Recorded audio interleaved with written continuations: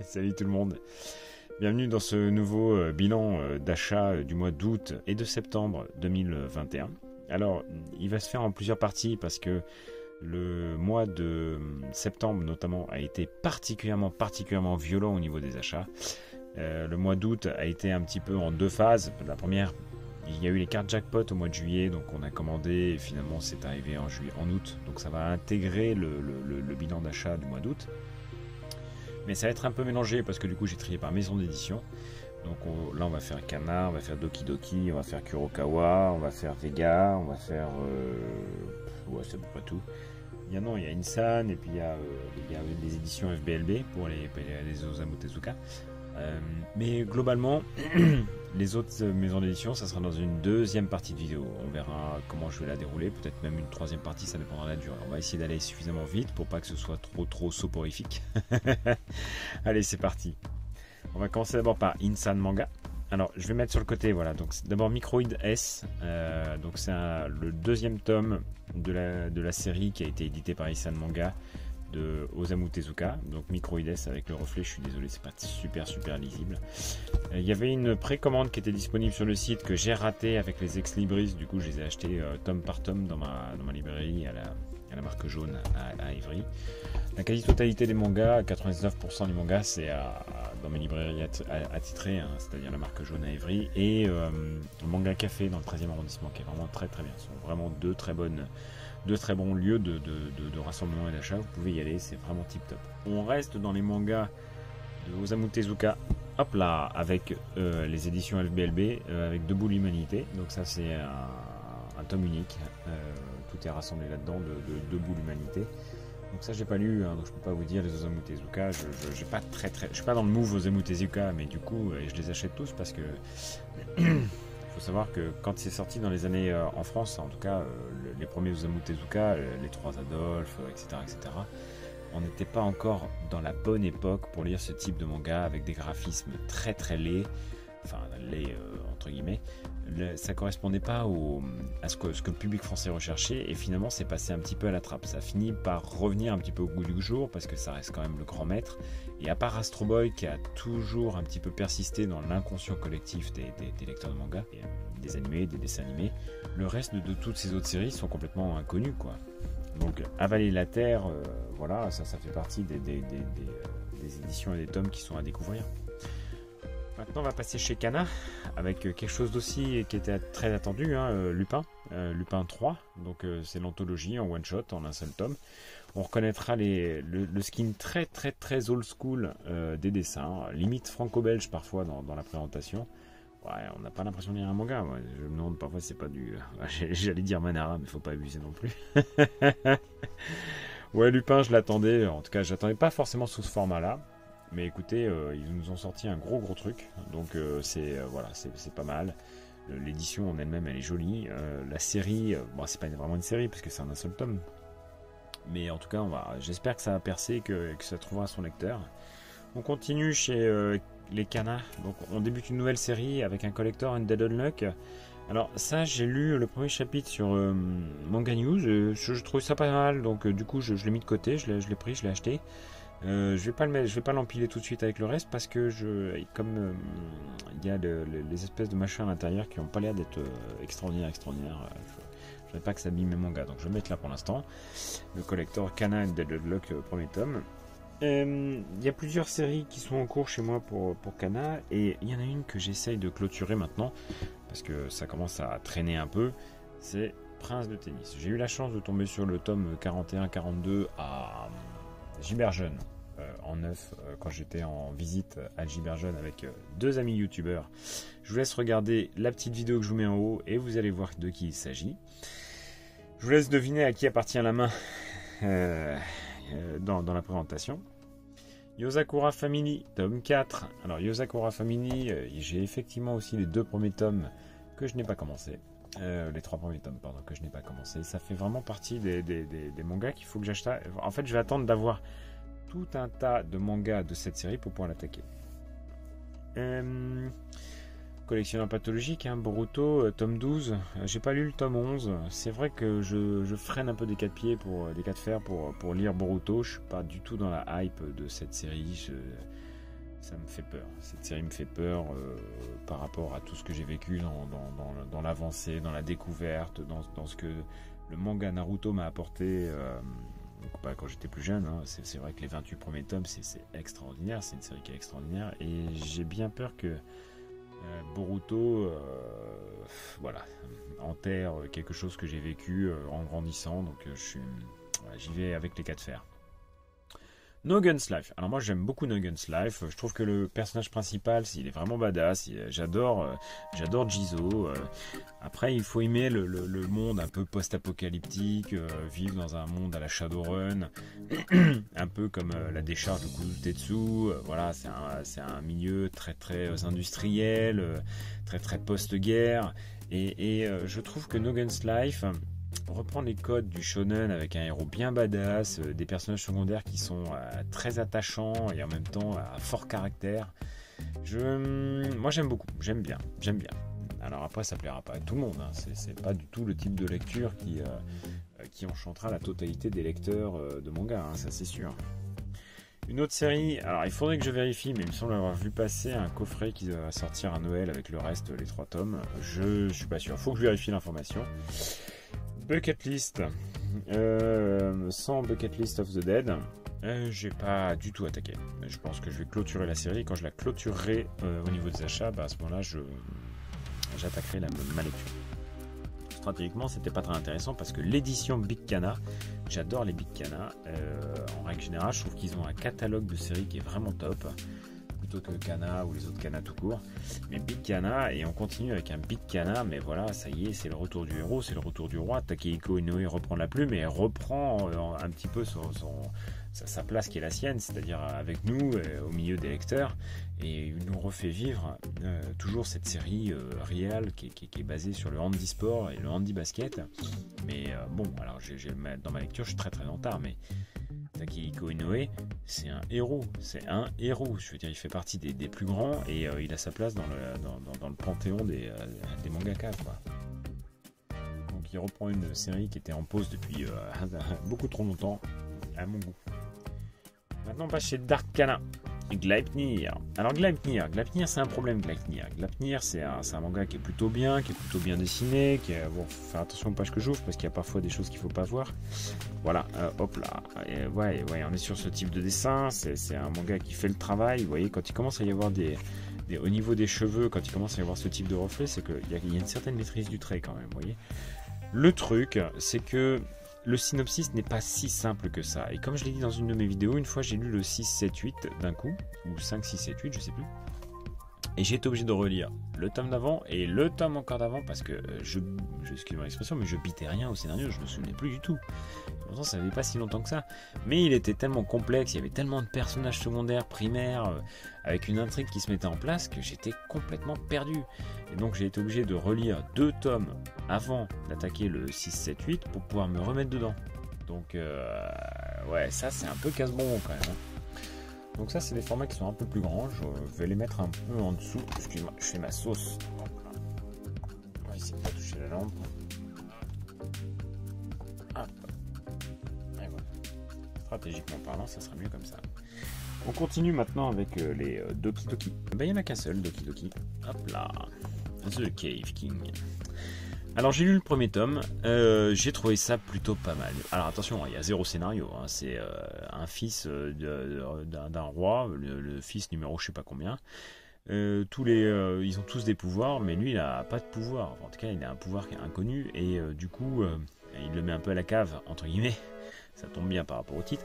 Il l'envoie sur un îlot perdu, tout seul dans une île déserte avec un sac à dos pour se démerder. Et sur l'île, il découvre en fait son pouvoir, qui est un pouvoir super cheaté, c'est-à-dire qu'il peut creuser à volonté avec son pouvoir. Et en creusant grâce à son pouvoir, il récupère des orbes, il récupère de l'argent, il récupère des potions, il récupère tout ça de trucs. Et au fur et à mesure de ces entre guillemets à chaque fois qu'il creuse quoi, il découvre des gens qui sont coincé dans la roche, il découvre, c'est un peu... Il y a 0 synopsis, mais c'est très chill, c'est très agréable, c'est une lecture pour l'instant sur le premier tome qui se laisse plutôt franchement bien lire. On n'est pas sur une série qui va dépoter à 19 sur 20 sur Manga News. Hein. Quoique Shinotori a déjà 18 sur 20, donc on sait jamais. Mais du coup, The Cave King, ouais, c'était pas mal. Le premier tome, il était assez intéressant. En tout cas, j'avais passé un bon moment de lecture. On continue maintenant chez Meian. Alors, si vous ne connaissez pas, commencez en fait. Quoi. Gannibal, c'est une pépite, c'est génial. Gannibal, c'est vraiment la plus grosse découverte de l'année, quoi. C'est la découverte de l'année 2020-2021. C'est un thriller hyper réaliste, hyper bien fait. Il y a une maîtrise dans le scénario, une maîtrise dans le trait graphique, une maîtrise dans la découpe, une maîtrise dans les flashbacks, une maîtrise de... Wow, c'est génial, quoi. Et quand vous voyez ce type de couverture, oh là là, mais c'est hallucinant, ça vend du rêve. Hein. Alors, il faut... Oups, Alors, oui, je vais vous montrer juste ça, par exemple. On a l'impression que c'est beau, mais c'est pas si beau que ça. C'est ce que je dis souvent. C'est-à-dire que le dessin, vous voyez, quand vous voyez ça, fait waouh, mais cette double planche, elle est magnifique. Mais quand on regarde les détails, on s'aperçoit que c'est pas si beau que ça, quoi. Regardez ce visage-là, il est pas terrible. En fait, les dessins en eux-mêmes, c'est pas la grande tuerie, quoi, vous voyez. Et pourtant, quand on le prend de loin, on fait waouh, c'est top. Et quand on le prend de près, on fait Mais bon, ça fait le travail, c'est génial. Gannibal, c'est vraiment génial. Et en fait, dans l'ensemble, quand vous prenez tout l'ensemble, ces fameux dessins qui sont tout pourris, ils sont juste trop beaux, quoi. Oui.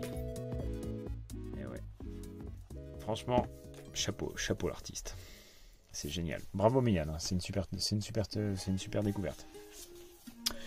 On continue avec Grand Blue. Alors Grand Blue, moi j'aime beaucoup Grand Blue. Hein. Franchement, j'y passe mes abdominaux sur Grand Blue. On commence le premier tome avec... On se dit, tiens, on va prendre un manga de plongée, mais c'est pas du tout un manga de plongée. Hein. C'est un gag manga, Grand Blue. Hein. C'est un gag manga, les amis. C'est pas du tout un manga de plongée.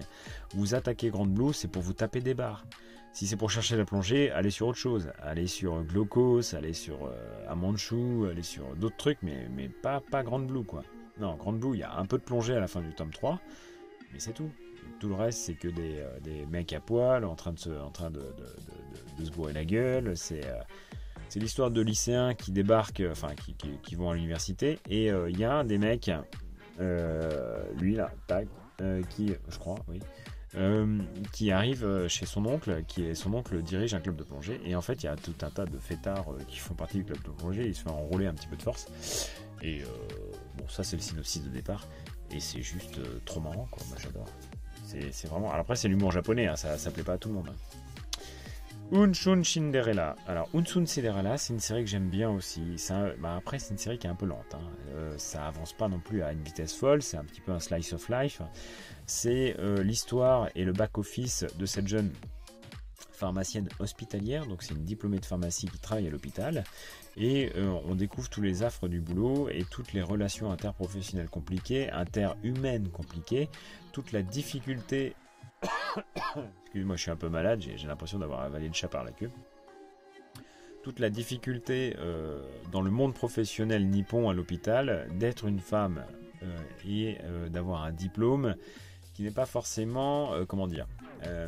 c'est pas parce que vous avez un diplôme que vous êtes reconnu par les autres. Voilà.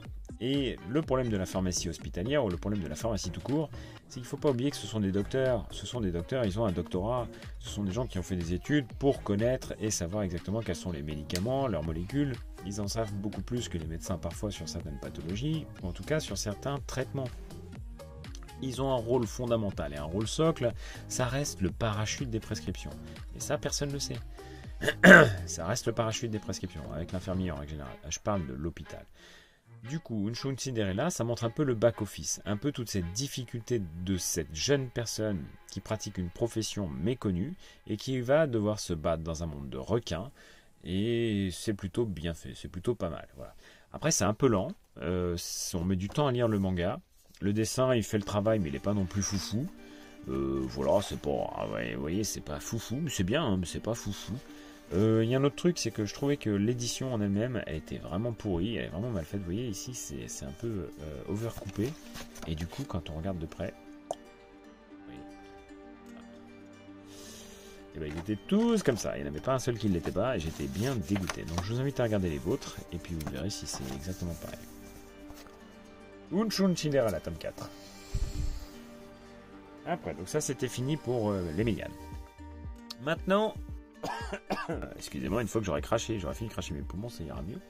Chez Ototo, Tower of God. Alors j'ai eu le premier chapitre de Tower of God, le premier tome. Ça m'a pas transcendé de fou. Hein. On m'a dit ouais, tu vois, c'est génial et tout, c'est vraiment top et tout. Et franchement, alors après on m'a dit oui. Après dans un deuxième temps on m'a dit oui. Finalement ça commence à démarrer au 4e, au 5e. Je dis ouais, mais en attendant faut se taper les 4 premiers quoi. Donc je vais voir. De toute façon les mangas, comme je dis toujours, c'est un discours que j'avais eu une fois avec Japonaise. Elle me dit mais si t'aimes pas, pourquoi tu lis jusqu'au bout? Parce que jusqu'à la dernière page, peut-être qu'il y a quelque chose qui va faire que le manga qui va être banal ou pourri, il va peut-être finalement être bien. Donc bien ou très bien. C'est comme Fight Club. Vous avez, c'est à la fin qu'on comprend ce qui se passe. Donc Tower of God, c'est un manhwa, c'est un webtoon. Et pour l'instant, je n'ai pas trouvé encore grand intérêt, mais bon, j'espère que ce n'est que partie remise. Chez Soleil, un seul chez Soleil. Alors c'est Rohiro, du même auteur que Prison School. D'ailleurs, je cherche les Prison School. Hein. S'il y a des gens qui veulent s'en séparer, je suis preneur. Hein. Enfin voilà, ça y est, on referme la page. Rohiro, c'est un manga. Je vais pas vous l'ouvrir parce qu'il y a quand même pas mal de scènes un peu bizarres. Déjà, quand vous voyez la couverture, bon voilà. Je vous montre pas l'arrière non plus parce que l'arrière c'est pire. Mais du coup, c'est un manga qui se laisse lire. C'est assez, c'est spécial. Hein, voilà, on va pas dire plus. Hop là. Et c'est pas à mettre entre toutes les mains. Ça doit être écrit derrière, quelque part d'ailleurs. Tac, tac, tac. Ah oui, je vous montre tout. Pour public averti.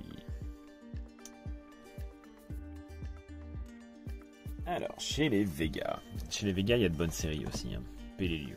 Alors, Peleliu, bon, j'ai pas lu encore. Je vais attendre de la clôturer définitivement. Je crois que c'est en 12 tomes, je sais plus. Et quand je les aurai tous, je me les ferai. Voilà. Exactement comme celle qui va suivre juste derrière. Bateau de Thésée. Bateau de Thésée, c'est bientôt terminé. Donc on va bientôt pouvoir attaquer directement la lecture de ce monument du manga qui m'a été conseillé à plusieurs reprises, aussi bien sur YouTube que par le vendeur de manga café, Ben, que je salue.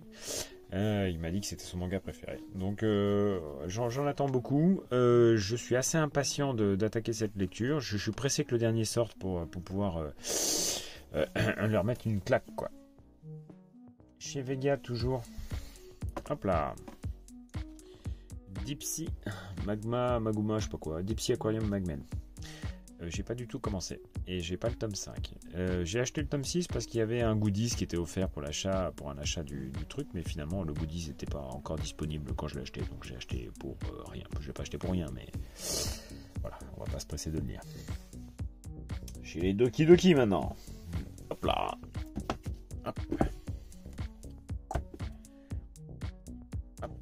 Sunken Rock, le Master Boichi. Alors Master Boichi, c'est toujours c'est une tuerie. Moi j'aime beaucoup Boichi. Enfin on aime ou on n'aime pas Boichi. Moi je suis pas là pour vous dire que c'est le meilleur, mais c'est vrai que le niveau dessin, niveau cara design, c'est une tuerie. Il a une qualité de trait graphique, de précision qui est hallucinante. Il invente même des muscles, hein, donc faut pas non plus prendre l'anatomie de Boichi comme argent comptant. Hein. On peut lui reprocher quand même d'avoir des chara-design relativement identiques. Là, vous reconnaissez bien Dr Stone, là vous reconnaissez bien le je sais pas comment il s'appelle, le mâle alpha des 10 premiers tomes, mais c'est un peu toujours la même chose. Les nanas ont toujours la même tête. Là, alors là, ouais, là, lui, c'est le même chara-design que dans Dr Stone dans les 10 premiers. Hein. Voilà, c'est toujours pareil, mais il a une plume et un trait graphique qui est quand même, c'est une tuerie quoi. C'est une tuerie. Il dessine trop bien. Voilà. Alors, il me manque encore du 20 au 24. J'attends le prochain card jackpot pour les prendre. Juste, c'est vrai que Vous allez me dire, mais pourquoi tu prends cette version-là et pas la version collector cartonnée et tout? Alors moi, c'est vrai que je préfère les premières éditions et j'aime pas trop les mangas cartonnés. Je préfère les mangas un peu souples. Je préfère les mangas qui sont plus accessibles à la main. C'est comme les bunko. Je déteste les bunko parce que je trouve ça trop petit, je trouve ça trop rigide. Et je déteste lire un bunko. Vous me mettez un bunko dans les mains, mais j'y arrive plus, quoi. La copine de Dobinomi, de Doki Doki, c'est Nominomi, hein, voilà. Iruma. Alors, Iruma tome 9, bah, Iruma, c'est marrant. Iruma, c'est un gag manga qui est vraiment excellent. C'est vraiment un manga, quand vous le prenez à la lecture, vous êtes là, vous dites, mais c'est pas possible, comment est-ce qu'il peut inventer des gags pareils? Comment il peut inventer des gags pareils? Je vous spoil pas sur le synopsis, mais franchement, moi j'aime beaucoup Iruma. J'ai arrêté ma lecture au tome 6 pour l'instant, donc je peux pas. Le 7, 8, 9, j'ai pas lu encore. Un petit Kodomo, je sais même pas si c'est un Kodomo d'ailleurs de Nominobi, Lily, la fillette qui murmure à l'oreille des animaux. C'est pas pour moi, mais bon, comme je l'ai acheté neuf, je l'ai mis dans le lot. Hop là, c'est pour les enfants. Nominobi, quoi. D'ailleurs, c'est étonnant que Nominobi Iruma soit dedans. Maintenant, Kurokawa. Alors, Kurokawa, on commence par ça directement.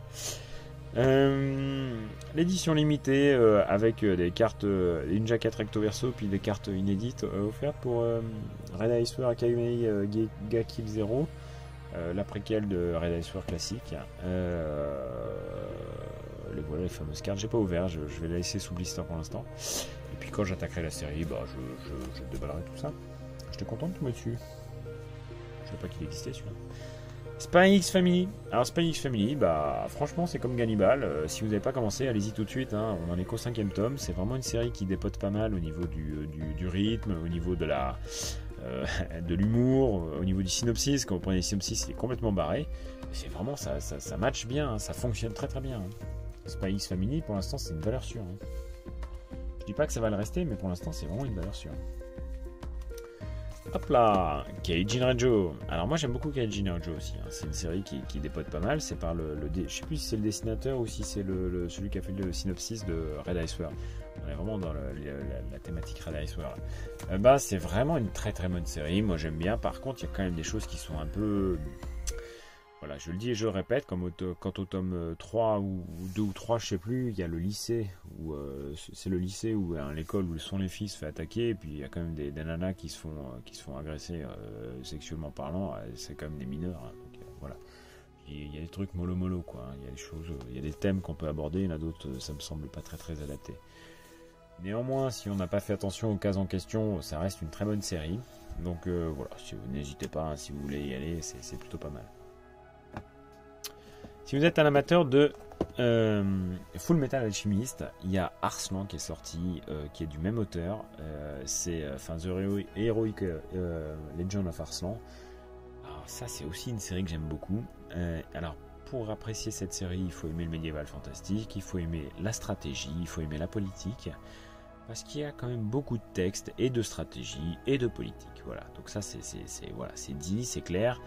Mais c'est une série qui vaut le détour parce que je trouve que le scénario est très bien monté. Petit à petit, on amorce et on amène les ficelles qui vont tenir le scénario.